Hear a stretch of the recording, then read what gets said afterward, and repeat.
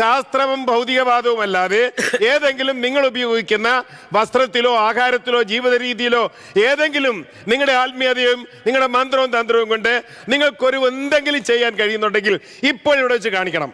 നിങ്ങൾ ഈ ശാസ്ത്രം പ്രകടിപ്പിക്കണം. നിങ്ങളുടെ നിങ്ങൾ പറഞ്ഞ ശാസ്ത്രമാണ് നിങ്ങൾ ക്രിയേറ്റ് ചെയ്യൂ. അത് ക്രിയേഷന് സമയം ശബ്ദം ഉണ്ടാക്കി രക്ഷപ്പെടാൻ നോക്കരുത്. അത് നിങ്ങളുടെ തന്ത്രമാണ്, വലിയ അഭ്യാസമാണ്. അത് പറയുന്നില്ല, ഒരർത്ഥമില്ലാത്ത